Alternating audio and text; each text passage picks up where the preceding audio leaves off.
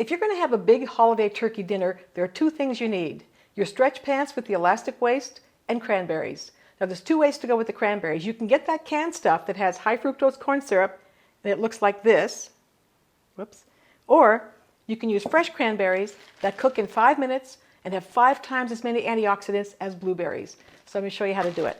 First thing is, you take them out of the bag and we're going to inspect the berries to look for any bad ones. And there's a very good chance you'll find 4 or 5 that you don't want to necessarily keep.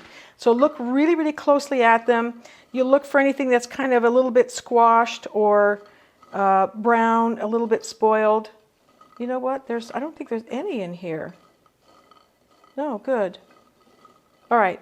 But it's always good to look and make sure that you take any bad ones out. So next thing is you put them in a saucepan. See if my trick works without spilling. I did it. There they go. This is about 3 cups of fresh cranberries. That's the typical average bag. And by the way, these bags of cranberries call for 1 cup of sugar. The recipe, I only use a 1/4 cup. But anyway, in the saucepan, I'm going to add a 1/2 cup of water and a 1/4 cup of sugar. And that's the whole recipe right here. Okay? You bring this to a boil, you cook it for about 5 minutes, and you're done. Now you start to stir it in, and in about 2 minutes, when it comes to a boil, it's going to start to pop, almost like popcorn.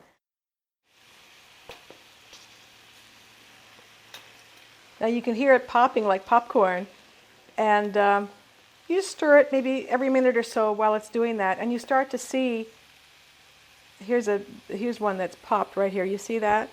They pop like that, and the shell splits like that. And when they're all popped, whatever's inside creates that gel that thickens them. And you'd be surprised, it doesn't look like it's going to be thick and creamy, but it will be by the time it's done. Okay, it's been about 5 minutes, and I'm turning off the heat. And this is how it's going to look after 5 minutes.